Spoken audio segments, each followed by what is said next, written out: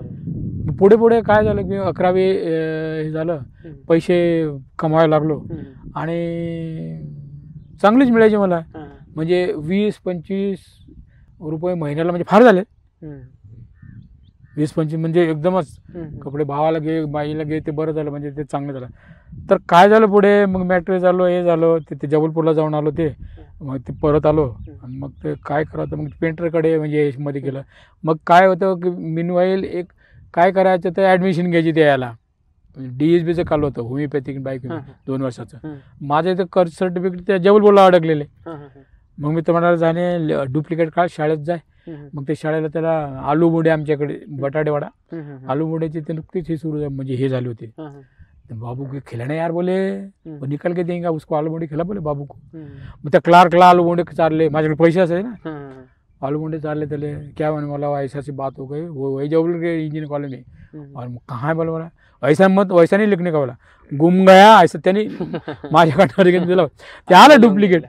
मग त्याच्यावरून तिकडे गेलो मी, ते म्हणजे ते DSBला केलं. आणि त्याच्या मग मी ट्रू कॉपी कधीही टायपिंग केलं नाही, सगळ्या हाताने लिहायचो. हँडरायटिंग माझं खूप छान होतं, खूपच चांगलं होतं म्हणजे. आणि दुसरी गोष्ट की याची जाहिरात आली ट्रेसरची, PWDमध्ये ट्रेसरची. त्याला इंटरमिडिएट लागत होतं, एलिमेंटरी इंटरमिडिएट. तर माझ्या मित्राचा भाऊ लागला होता. तर तो म्हणाला गळ्या, बाबू यार तेरे वो ड्राइंग तेरा घर से कर ले यार, बोल तू. मैंने बोला दादा मेरे पास ये नहीं ना, ऐसे कर बोले. ये त्याचा भाऊ हे झाला होता, इसकी कॉपी बना ले बोले, बना सकता तू बोले, तेरे हँडरायटिंगची. मी इंटरमिडिएटची सर्टिफिकेट आहे ते तसंच्या तसंच केलं हँडमेडवर, तसेच तसंच हाताने बनव. हो, कॅलिग्राफीमध्ये. माझं खूप छान हँडरायटिंग. आणि दिलं पाठवून इंटरव्ह्यूला. आता इंटरव्ह्यू ट्रू कॉपी वगैरे त्यांनी ते घेतली, ते हेडमास्टर सही केली. तू कशाला बघतो काय आपल्या शाळेच्या विद्यार्थी दिली त्यांनी सही. तर ते PWDचे एक्झिक्युटिव्ह इंजिनियर AC ते होते, ते म्हणाले ओरिजिनल कशाला पाठवलं तू. ओरिजिनल म्हटलं, मग ते बेकार काम झालं. बरं ठीक आहे म्हणे. मग माझं सिलेक्शन झालं. तर तो म्हणाला चला तर ओरिजिनल मागायचं तर काय द्यायचं. तो बोले झालं जेल में जाएगा तू और जिंदगी खराब हो जाएंगी तेरी. अरे म्हटलं मी गेलोच नाही. इंटरव्ह्यूला गेलेच नाही. नाही इंटरव्ह्यू सिलेक्शनला, सिलेक्शन नोकरीवर गेलो नाही. ओरिजिनल मागतात ना ज्यावेळेस नोकरी, तुमचे ओरिजिनल डॉक्युमेंट तपासतात सगळे. आणि माझ्याकडे सर्टिफिकेट कुठे आहे ड्रॉइंगचं, ज्याच्यात ते पाहिजे काहीच नव्हतं ना. ते हे नव्हतं. मग ते सगळं त्यांनी 2 वेळा मला कॉल दिले माझ्या हँडरायटिंगवर. तर ते भानगडी केल्यामुळे चोरीचा माल सगळा म्हणजे हाती जावडला म्हणजे मेलच ना, आयुष्य बरबाद व्हायचं. तर ते मग हे केले. मग शेवटी जाहिरात आला पोस्टाची. त्यावेळी खूप जाहिराती यायच्या, टेलिफोनच्या, पोस्ट सगळ्या, म्हणजे केंद्र सरकारच्या, राज्य सरकारच्या, तर सगळ्या यायच्या.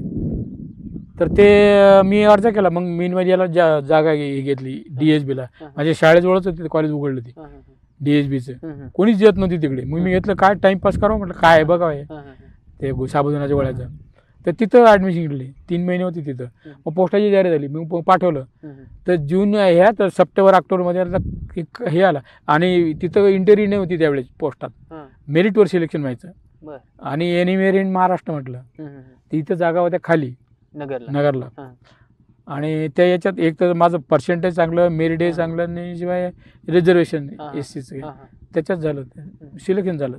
कॉल आला. तर मी त्या डॉक्टरकडे पण जायचं होते. हे प्रिन्सिपल होता.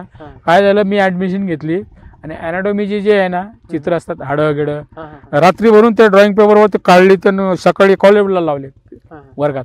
प्रिन्सिपल आला, हे कोणी केलं. ते शिपाई म्हणे ह्या पोराने केलं म्हणे. प्रिन्सिपलने मला बोलावलं. मग ते काय काय करतो म्हटलं, पुस्तकं वाचतो लायब्ररीचे वगैरे असं सांगितलं. तर त्याचा रामदास पेठला दवाखाना होता त्या डॉक्टरचा, आणि सगळे पेशंट ते मी त्याचा दवाखान्यात जायचो, झाडायचो, पाणी गिनी भरायचो, स्वच्छ करायचं. ते त्याचं माझं चांगलंच जवळ. शाळेत आलो की प्रिन्सिपल, बाहेर गेलो की मित्र. माझं वाचन चांगलं, त्याच्याकडे इतके पेशंट यायचे. आणि त्याच्याकडे 10-10 पोते ज्वारीचे हे ते मला पण द्यायचे. ते माझं प्रामाणिक पण. तो म्हणे जाऊ नको. माझा कॉल आला, म्हटलं चाललो सर. तो म्हणे नाही म्हटलं मला एक सांगा, मला हे जे टॅक्ट आहे ना पेशंट तपासायची, हे मला सांगता का तुम्ही. हे मी तुला सांगितलं असं म्हटलं नाही, तुम्ही म्हटलं अंगठे कापले. आता ते जोशी म्हणजे ब्राह्मण माणूस आणि खूप चांगली आमची जमायची चेष्टा मस्करी कर. म्हटलं तुम्ही अंगठे कापले गरिबाचे आणि तुम्ही काही दिले नैवेद्य. म्हटलं मी अंगठा कापू देणार आणि ती जाऊ दे मिळलं. म्हटलं मी पोस्टात जाईन. तर त्यांनी म्हटलं मग मला शब्द द्या तुम्ही बेमान व्हा. म्हणजे माझा त्याही वेळेस स्वभाव असा माणसाचा हेचा. पण ते काही हे नाही गेलं. मग पोस्टात गेलो, ते सोडून दिलं आणि असं करून ते मग ते बडोद्याला 3 महिने बडोद्याला, तिकडून मग नगरला आलो. मग हे इथलं स्थित्यंतर वेगळं. जसं 4थीपर्यंत गावातलं स्थित्यंतर, ते नंतर शहराचं स्थित्यंतर, त्यानंतर मग हे इकडलं आता हे स्थिती नवीन, सगळं नवीन, मित्र सगळंच बदल, भाषा नवीन. मला तर 1 वर्ष सुधारलंच नाही. ती वराडी सगळी यायची, काय हसायची. जाना बा मग मी करतो ना भाऊ, जाऊन असं करून राहिले तुम्ही, वा वा वा, अरे चला हे का आहे. म्हणजे नगरी भाषा, हा नगरी भाषा आणि ते माझी वराडी भाषा. असं ते छान गेलं. 2-3 वर्षानंतर मग ते वाचन बाबूजी देशमुख वाचनालय ओळखी झाल्या. मग माझ्यातलं साहित्यिक जागृत झाला, कवी जागृत झाला, चित्राचं वातावरण, पुण्याला जायचो यायचं. आता सर थोडं नगरमधल्या एक वातावरणाविषयी आणि याच्याविषयी बोलण्या अगोदर थोडं मला चित्रकलेविषयी तुमच्यासोबत थोडंसं बोलायचं. म्हणजे तुमच्या चित्रांच्या बाबतीत जर विचार केला ना, तर तो जो काळ आहे, म्हणजे ज्या काळाच्या विषयी आपण बोलतोय, ज्यावेळेस तुम्ही नगरला इथं आले, तो 70च्या साली तुम्ही आले. तर त्या काळात इथं केळकर सर होते, त्याच्यानंतर टेंभुर्णीकर सर होते, किंवा शेकटकर सर होते, विटणकर सर होते. अशी एक रिअलिस्टिक मध्ये कामं करणारी मंडळी होती सगळी, जी पोर्ट्रेट्स करायचे, मेमरी ड्रॉइंग करायचे, आपापल्या परीने त्या पद्धतीत ते कामं करत होते. आणि तुमची एक काम करण्याची एक वेगळी पद्धत होती. तुम्ही ब्लॅक पेन, व्हाईट पेपर अशा पद्धतीने ते ड्रॉइंग म्हणा किंवा तुमची चित्र असायची. तर ह्या सगळ्या वातावरणात तुम्ही स्वतःला कसं सांभाळत होते? कारण की एक कलाकार म्हणून आपण एक स्वतःचा अवकाश शोधत असतो कायम, आपल्या राहण्याच्या ठिकाणी म्हणा किंवा आपल्या गावात म्हणा. तर त्या सगळ्या परिस्थितीविषयी थोडस तुम्ही. काय झालं माहितीये काय, मी वराडातला, अकोल्यातला आहे, नगर. आणि दुसरी गोष्ट आहे की चित्रकाराचं जे असतं एक रूप, तो काय जे असेल ते ड्रॉइंग शिकवतो किंवा पोर्ट्रेट करतो किंवा त्यावेळेस ATD म्हण काय असं असेल ते, किंवा GD म्हण, हे मला काहीही माहिती नव्हतं. ATD काय, GD काय, काहीही माहीत नव्हतं. कुठलाही आर्टिस्ट माहीत नव्हता. फक्त मला माहीत होतं त्या धर्मवीरमधला की हेब्बर, M.F. हुसेन, आणि त्याच्यात जे यायचे ते माझ्यासारखे तेवढेच लोक माझ्या डोक्यात होते. आधी गेल्यानंतर ह्या लोकांचा माझा काही संबंध नाही ना. तुम्हाला सर कधी असं वाटलं नाही ऐकून घ्या घ्यावं म्हणून? नाही ऐकून तर घेतो. तर 72 ते नंतर काय होतं, मी पोस्टात मग इथे रुळलो ना. ते इथं माझं अक्षर चांगलं म्हणून मी माझं रेकॉर्ड खूप छान द्यायचं. तर पोस्टमास्टर त्यांनी मला एन्क्वायरी कॉन्ट्रॅक्ट दिलं तिथलं, की रजाचे पत्र काहीतरी आलं नव्हतं सरांना, केळकर सरांना, रजा ज्यांचे मित्र. तर काहीतरी गोळा म्हणून ते पोस्टात आले दुपारी साधारणतः 1-1:30च्या दरम्यान. आणि ते आले होतं तर पोस्टात मी परत योगायक असतो तो, मी असंच काढत होतो आणि ते आले. त्यांनी असं बघितलं चोरून, हा काय करतो, मला काही संबंध नाही, मी कोण, ते कोण, सर कोण, काय माहिती. मग ते पाठीमागून गेले. पोस्टमास्टरला सांगितलं त्याचे पोरगाण्यात त्याला बोलावं. मग त्यांनी आता ते गौरव गोमडे व्यक्तिमत्व आणि याची प्रिन्सिपॉल पोस्टमास्टर त्यांना एकदम ऑनर दिला ना आर्टिस्ट म्हणून. मग मला त्यांनी थांबा म्हणायची चेष्टा करू. ते म्हणे इकडे, अमर इकडे आहे. तो घाबरलं. म्हटलं काय झालं? म्हटलं हा माणूस आता येऊन गेला जेव्हा ऑनर राखे, काय म्हटलं हा मेरे बाबाचा. म्हटलं सर काय ते आण म्हणे, काय करतो तू, तुला माहिती आहे काय डिपार्टमेंटचं आहे, तू काय करायला, जे ताणलं मला, माझ्या डोळ्यात पाणी आलं. म्हटलं बेकार नोकरी घेते काय, म्हटलं तर आमच्याकडे फार वाईट पोस्टाचं काही हे स्टेशनरी हे काही. तर ते हसत होते. म्हणे मी म्हटलं सर यांनी काय सांगितलं बा पोस्टमास्टरला. मी म्हटलं चुकलं सर, मी असं रडत होतो हे. आणि ते डॉक्युमेंट घेतलं त्यांनी. आणि अरे घाबरू नको, मी पोस्टमास्टरला सांगत होतो हा आर्टिस्ट आहे, चांगला आहे, आणि याला ड्युटी जर दिली याची कॉलेज बदलून तर याला कॉलेजला ॲडमिशन घ्यायला सांगा. मग ते म्हणे सर्टिफिकेट घेऊन येते. म्हटलं माझ्याकडे काहीच नाही सर्टिफिकेट, काहीच नाही. मग ते म्हणाले याला कशाचीच गरज नाही, ETDची नाही, याची नाही, कुठल्या कॉलेजचे नाही, हा यालाच राहू द्या, फक्त एकच करा म्हणे, याला जरा लाईट ब्रँड देत जा म्हणे याला, तुम्ही यश असतो चांगला पोरगा आहे ते चांगला. मग त्यांच्याकडे रजाच्यामुळे म्हणजे पत्र आलं का, मग मी सांगायचो, मीच जायचो, सर पत्र नाही आला बरं का. हे आलं का, मग ते ज्यावेळेस ते पत्र मुंबईला नाही का आलं, एक वेळ आले होते ते चितळे रोडला राहायचे ते त्यावेळेस त्या कोपऱ्यात. तर विटणकर सर माझी ओळख नव्हती, नंतर तुमचे शेकटकर सर माझी ओळख नव्हती, टेंभुर्णीकरांचे ते इथे नव्हते, ते वेगळ्या डिव्हिजनला होते टेंभुर्णी, ते चित्र काढतात तेही मला माहीत नव्हतं. तर ह्या लोकांची किंवा यांचं जाणं घेणं काहीच माहीत, फक्त ओळख झाली ते मंचरकरांची, आपल्या केळकर सरांची, आणि त्यांनी सांगितलं तुला काही गरज नाही, बरोबर, तू तुझाच राहा म्हणे, तू काही करूही नको, कोणाला पाहूही नको, गुरुही करू नको, इतकी ते बरं. तेव्हा ते कम्युनिस्ट माइंडचे असल्यामुळे माणुसकी होती त्यांना. कम्युनिस्ट माइंडचे जे लोक असतात त्यांना जरा माणसाविषयी प्रेम असतं, ते बाकीचे जाऊ द्या, पण माणसाविषयी कणव असते त्यांना. ते भेदभाव करत नाही, मी क्लास 1 आहे, हा शिपाई आहे, नोकर आहे, याला कसं, तसं नाही, तर तीच वृत्ती त्यांची नव्हती. त्यामुळे त्यांनी मला त्यांचा बराचसा सहवास त्यांच्याकडे होता, म्हणजे त्या सरांनी. नंतर मग त्यांनी मला काही थोडंसं हे दाखवत गेले, ते रजाचे काही.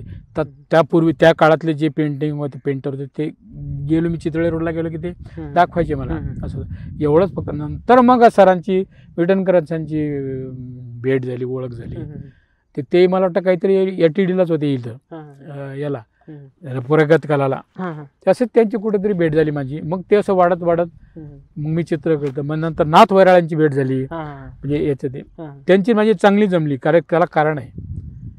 मित्रत्व का जमलं नाथ वैराळांचं, ते होते मुंबईला राहायचे, आणि इथे ते यायचे, ते अण्णाभाऊच्या सान्निध्यात राहायचे, ते अण्णाभाऊ साठे आणि आचार्य रजनीश. तो असा एक माणूस आहे वल्ली, तो फार ग्रेट माणूस, म्हणजे दुर्दैव असं त्या माणसाला हे कोण ताकदीचे आहेत त्या क्षेत्रातले. आपण नाही का मित्र म्हणून काय आपल्याला काही नसतं, पण त्याचे जगभर काय असतं ते पाहत नाही आपण, विचार नाही केला. त्यांनी लिहिलंही होतं चरित्र, ते मला दाखवलं, त्यांनी म्हटलं बदल करायचा, तो भाग वेगळा जाऊ दे. पण त्यांची जवळजवळ 100-150 कवर्स रजनीश यांची नाथ वैराळने केली, आणि तो माणूस साध्या माणसाला घेत नव्हता ना रजनीश. जगभरातले लोक त्याच्याकडे, आणि त्यांची कव्हर हे करायचे, काय इतके अप्रतिम कव्हर आहेत त्यांची लाईनवरचे नाथ वैराळी. त्याच्यामुळे माझे ते इथे आले की म्हणजे नेहमी मग भेटायचे, पोस्टात यायचे, भेटायचं. ती उर्मी पण काढायची मार्मिक सारखं, त्या काळात ती काढायची. मला म्हणाले, म्हटलं मग मी हे करत नाही काम, हे व्यंगचित्र काढत नाही, पण माझी शैली व्यंगही नाही काही नाही. ते म्हणे तू काढू शकशील, तू हे तुझी शैली, तू व्यंग. म्हटलं मला डोक्याला खराब कशाला करू, बरं त्याला अलर्ट राहावं लागतं, वाचन पाहिजे, वेगवेगळ्या घडामोडीचं चिंतन पाहिजे, कॅरेक्टर तुम्हाला पकडता आलं पाहिजे. हा भाग वेगळा. पण ते आमची मैत्री मात्र तेवढीच त्यांची. नंतर मग विटणकरांची चांगली झाली, नंतर मग थोडं शेकड करतो, पण ज्याला सहवास चांगला म्हणतो तो नाथ वैराळांचा जास्त आहे. मग विटणकर चांगले संबंध असे. मग आमचं मासिक तो साहित्य प्रकार, तो भाग नंतर. ती डेव्हलपमेंट माझी ती अशी नगरमधली ती मी माझं करायचो. त्यावेळेस वाङ्मयीन मासिक असायची ती, म्हणजे विदर्भ साहित्य संघात युगवाणी असं नागपूरला साहित्य क्षेत्रातलं, आणि मराठवाडा साहित्य परिषदेचं प्रतिष्ठान असायचं. तर त्यावेळी वेगवेगळे प्रयोग साहित्यात चालायचे. ते चित्रकलेचे ते काय करायचे, ते जे रेखाटना ज्याला म्हणतो मुक्त, तर ते पण ते छापायचे ते. तर अस्मिता दर्श त्यावेळेस औरंगाबादला पांतवणे सर काढायचे ते, म्हणजे दलित लिटरेचरचं परिवर्तनाचं साहित्य. मग त्यांच्याकडे पाठवायचो. बरं ते कसं पाठवायचं हे माहिती नाही, घडी करून पाठवायचो. त्या हंसला पाठवायचो चित्र, ते पाहतो दिवाळ्यांकडे पाठवायचो. मग ते म्हणाले घडी नका करू, ब्लॉक होत नाही, त्याला हे पडतात म्हणून. तर मला माहीत नव्हतं टेक्निक, कोणी सांगत नव्हतं. मी चित्र काढायला कोणा विचारतो बा कसं असतं, काय हो असं असतं तसं असतं. पण असं बा तर पांतवणे सरांनी मला ते औरंगाबादला गेलो, सुपारी हनुमान ते भागात ते तुम्हाला नेलं, ते पेन दिले, टाक दिले, ते तुमचे ते ट्रेसरचे करता बारीक हे दिले, ते त्यांनीच दिले, ते दुकानदारांनी ते ड्रॉइंग पेपर दिले, हे केलं. मग त्यावेळेस मी त्यांना ते काढायला, मग बदल झाला टेक्निकचा. तुम्ही आपला त्यावेळेस बॉल पेन आले होते नव्याने, म्हणजे रुळले होते, तर त्याने हे काढायचो मी. तर नंतर मग पुढे मग सगळं असा बदल. पण रंगाचं काय झालं की मी लॉजमध्ये राहतो, 14 रुपये कॉटनी खोली केली नव्हती. नंतर ते खोली दिली त्यांनी खालची, तिथे एक आर्टिस्ट आला इंदोरचा, तो श्रीमंतांची पोर्ट्रेट करायचा, इंदोरचा आर्टिस्ट होता. मग तो म्हणाला की आमचा म्हणे काय ते पोर्ट्रेट आहे, तो पण चांगले चित्र काढतो. मग त्याच्याकडे बघितलं मी ते, तर तो पण मस्त धुंद व्हायचा आणि मग पोर्ट्रेट करायचा.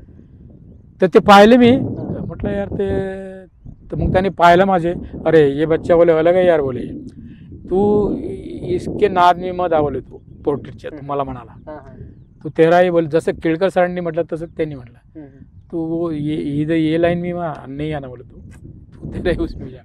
सर मला एक आता थोडंसं चित्रांविषयी आपण मला तुमच्या बोलायचं आहे, कारण की तुमची चित्र आकाराने खूप छोटी आहेत. हो. तुमच्या चित्रांमध्ये पांढरा आणि काळा हे दोनच रंग हो कायमस्वरूपी दिसत राहतात. ह्या सगळ्या याच्याविषयी तुम्हाला काय वाटतं, हे का असेल? म्हणजे तुम्ही नाही, तुला एक सांगतो ना, घटना अशी आहे ती की नंतर मी त्या लॉजमध्ये त्यांनी मला एक छोटी रूम दिली, एका कॉटची. तर म्हणे तुझा 28 रुपये भाडे गेले, पण तुला स्वतः. म्हटलं बरं चालेल. मग मी काय करायचो, पोर्ट्रेट वगैरे आहे ना, ते पेंटर पाहिला मी त्या लॉजमध्ये, तो यायचा पोर्ट्रेट. त्यांनी मला प्राथमिक दिलं, कॅनव्हास, गांधी आहे आपले, गांधीच्या भावाचं दुकान, त्या माणिक चौकात खूप चित्रकलेचं सामान मिळायचं. तर त्याची माझी त्यांनी मला सगळं साहित्य आणून दिलं. मग कॅनव्हास दिला आणून, ब्रश दिला आणून, हे करते जा बोल तू, मी बेचता. म्हणजे मी माझ्या ठेवतो म्हणे, लोक आहेत बघ. आता मी माझी स्टाईलनं करायचं होते, पगार पाहायला पण कमी, ते त्याच्यात झालं खर्च जास्त. ते बरं तो नाद असा आहे रंगाचा की मग वेळ जायचा सगळा, हे भरायचं का. मी केले ते चित्रही तिकडे, कॅनव्हासही तिकडे, ते पैसेही तिकडे. बरं मला वेळ नसता, ते काय झालं, कुठे कोणाला त्याला काय, अरे वो देंगा ला की वो असं. ते शेवटी मला घरून भावाकडं, भाऊ नोकरीला होता, मला भावाकडनं पैसे मागावे लागले. भाऊ शिवाय द्यायला लागला, तू नोकरीला आहेस, तू पैशाचं करतो काय, गेला वाया. भाऊ एक वेळ पाहायला आला. मग आई वडील म्हणे जरा पाहून ये, हा पैशाचं करतो काय पगाराचं. ते पाहिलं ते रंग आणि हे ते म्हणे ह्याचं घर घालायचं काम नको करू म्हणे, तू भिकारी, आम्हाला मी पैसा देणार नाही तुला, हे सोडून देतो. आणि दुसरी गोष्ट की ते त्यानं ठेवायची कुठं, एवढीची खोली, उद्या समजा खोली घेतली तर ठेवायची कुठं, ते मी नाद सोडून दिलं. मग तो एक तर लोकांनी फसवणं, दुसरं कुठं ठेवायचं कुठं, आणि ते सोडून दिलं. म्हटलं नकोच चला. तर ते हाच प्रेफर हा, ती त्याच्यामुळे कागदावरच काढायची. काय झालं, 70लाच आम्ही मित्राबरोबर म्हणजे विरुळला गेलो. माझे भाऊ औरंगाबादला आले, तर सायकलनं तो एक गजबी नावाचा पोरगा होता, तो मिलिंदचा होता, तो हायस्कूलला लागला, पण त्याला चित्राची आवड होती. तो म्हणे आपण जाऊ म्हणे अजिंठ्याला, वेरुळला. तिथून काय 18-20 किलोमीटर, 20 किलोमीटर ते लक्ष्मी कॉलनी पासून. आम्ही सायकलनं जायचो, डबा बांधायचो, सायकलनं बांधायचो. तिथं खूप चित्र काढली, ते येणी पेन्सिलनी, लेण्यांची. आणि ते मग त्या अन्सार मंजिलला राहायला बेलदार गेली, म्हणजे तिथं आलो. ते नव्यानं ते खोली बांधली, तर ते पाणी आहे ना पाठवून मारायची भिंतीला बांधल्यामुळे. ते मी आत ठेवले, ते पाठीमागून पाणी, आणि ते एकदम हे नाही ना, ते जे मुरलं पाणी त्याच्यात. 70-80 चित्र होती, लगदा झाला त्यात. पत्र काही माझी आधी माशिक होत्या, ते पत्र घेतलं गठ्ठा असा वर इकडून द्यायचं. ते सगळं पाहिलं तर सगळा चिकट, सगळा लगदा झाला. ते चित्र गेले म्हणजे खूप छान होती, पेन्सिल स्केचची सगळ्या अजिंठा म्हणजे वेरूळच्या लेण्यांची ते चित्र. ते हे असा नंतर मग निर्णय घेतला मी, झालं ती गरज आहे माझी, व्यक्त होणे चित्रातून, ही माझी गरजच होती. मग मी हा उपाय सगळ्यात चांगला, सोपट मोठी नोटबुक सारखं कुठेही काढता येत. ऑफिसमध्ये समजा बाबा मी आता काही मिलिटरीला तिथं काही वेळेला काम नसायचं, छान रेकॉर्ड व्हायची आणि ते पाठवायचो. तर हा माझा सगळा सपाटा याच्यातच होता. त्यामुळे मी पेंटिंग, हे आर्टिस्ट, कोणता प्रवाह, तो ग्रुप, हे कोणत्या याच्यात, ते कुठल्या, काही घेणं नाही माझं, काहीही घेणं नाही. मग ते बा मित्र म्हणून किती जवळचे आहेत, ते अनुभव आल्यानंतर ते मग अंतर, आपण आपलं बरं, ते स्टेटस, मग ते पुढे जशा तशा अनेकांच्या प्रत्येक फील्डमधले लोक ओळख गेले, ते स्टेटस, मी पोस्टातला माणूस, क्लार्क माणूस. मग ते जे भेदभाव भेदभावात्मक वातावरण जे असतं ते अनेक माणसांचं अरे म्हटलं ज्या ह्याला काय जपतो हा उद्या स्वतःला असं हे समजले एवढा पगार हुद्दा वगैरे हे. आणि तसे त्याचे मग खूप मित्र, खूप डिपार्टमेंटचे, खूप खात्यातले, खूप असे बघत मग ज्यांना सेन्स होता. कारण मी पोस्टात असायचा, नंतर पोस्टात ऑफिस सोडले की पोस्टात नसायचं, मी माझा असायचा. मग ते माझा साहित्य प्रकार वाढत गेला, साहित्य मित्र वाढत गेले. आधी आम्ही सायक्लोस्टाईल करत गेलो, तो एक प्रयोग केला त्या सायक्लोस्टाईलवर. हे जर सगळं वृद्धिंगत सगळं असंच ओढ गेलं. मग माझी चांगले हे झालं ना, म्हणजे ज्याला बाबा चांगले म्हणतो आपण, किंवा चांगलं वातावरण म्हणतो, चांगले ज्यांना जाण आहे, नजर आहे, अशा माणसांचं सानिध्य, अशा माणसांचा सहवास लागत गेलं. चांगलं वाईट कळत गेलं, माणसं कळत गेली, सगळं कळत गेलं. शिक्षणानं माणूस शहाणा होत नाही हे ते तेव्हाच कळलं मला. हे उद्देश जे असतात ना, आमकं शिकला नाही असं त्याला, म्हणजे त्याला अक्कल अजिबात नालायक असतात. ते अक्षररोग झालेले असतात, ते अक्षररोग झालेले असतात. त्याचा सूत्राम संबंध नाही, केवळ उपयोगासाठी, धंद्यासाठी, नोकरीसाठी. हे नोकरीसाठी ते शिक्षण असतं, त्याच्यासाठी म्हणून नाही. जगण्याशी नाही नाही नाही नाही नाही. आणि मग तुमचा पैसा आला उद्याला की मग ते स्टेटस असं. पण ज्याच्या गरजा आहेत, आवडी निवडी आहेत, की मला तुझ्यात मला जे आवडतं, तू कोण आहेस काय मला घेणं नाही, पण तू जे काही करतो ते समोरच्या माणसाला आवडतं. म्हणजे मला आवडतं की तो माझा मित्र आहे, त्याला कळायचं की ह्याला सेन्स आहे या गोष्टीचा. मग तो बघत नव्हता हा कोण आहे, कशात राहतो, कुठं आहे, याचं उद्योग आहे. अशी माझी खूप मित्र आहेत. मग वेगवेगळ्या स्टेटसचे, लेवलचे वगैरे ते आम्ही गेले की मित्र. जसं की केळकर, आपले हे केळकर सर, नंतर मग ते खूप छान झालं की बा ते प्रिन्सिपल म्हटलं मग 10 फूट अंतर. तर ते मैत्रीच माझं छान होतं. हे श्रीधार तुला काय चला हे घे ते असं कर, खूप छान. आता मग असे अनेक आहेत, ते छान वाटतं. मग हे बाकीचे छाती वगैरे एवढा पगार आणि ह्या गाड्या ते काही घेत नाही तुझ्या